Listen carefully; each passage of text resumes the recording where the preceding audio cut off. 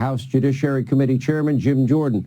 What would you call this, Jim Jordan? I'm wondering if the issue of whether or not the evidence has been tainted is now front and center in the case in Florida.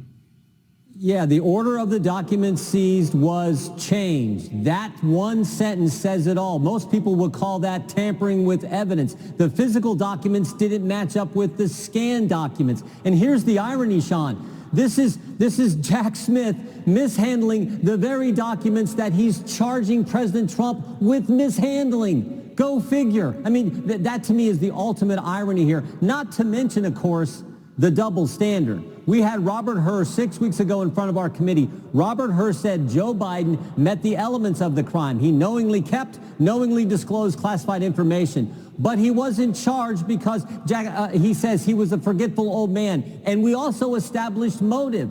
Robert Hur said on page 231 of his report, Joe Biden had strong motivations for ignoring classified procedures because he was writing a book for which he got paid $8 million. So he had an $8 million motive. He met the elements, but he doesn't get charged. President Trump does. And then Jack Smith mishandles the very documents. You can't make this stuff up.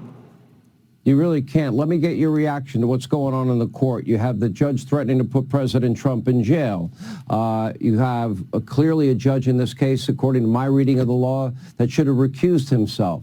You have allegations, serious ones, of the family being involved in compromise and possibly benefiting from the outcome of this trial.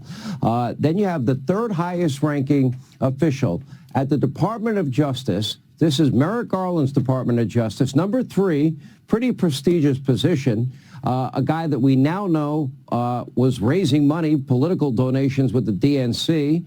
And this guy is now leaves that big important job to go work and run this case for Alvin Bragg in New York City.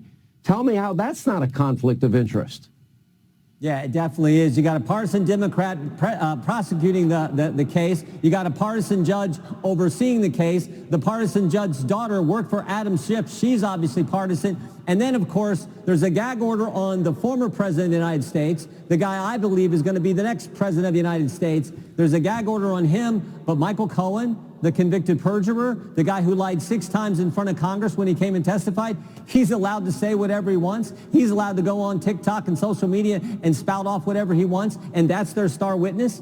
The country is laughing at this case, and it's why President Trump's numbers, I think in the latest Rasmussen poll, he's up like 10% in the national poll. That's because the country sees through it all. They see through what Jack Smith is doing, they see through what Alvin Bragg is doing, and they've a long time ago seen through what Fani Willis is doing in Georgia. That's the real conspiracy. Jack Smith, Alvin Bragg, Fani Willis looking to conspire to impact the 2024 presidential election.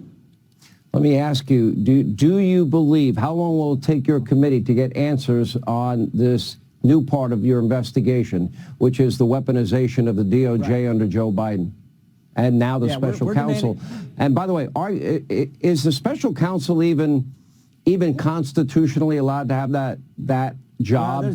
Clarence Thomas brought that up in oral arguments. Yeah, there's debate about that, but we went directly. We're demanding the Office of Professional Responsibility give us answers, not only about Jack Smith and this discrepancy in the physical documents and the scanned documents, those not matching up, but also the guy who works for him, this Jay Bratt, who pressured one of the other defendants in this case, pressured Mr. Naughta's attorney about, oh, we thought you were interested in a judge position, while they're meeting to talk about the classified documents case. You can't do that. So we want to know answers to that question as well, this Jay Bratt who works for Jack Smith's team.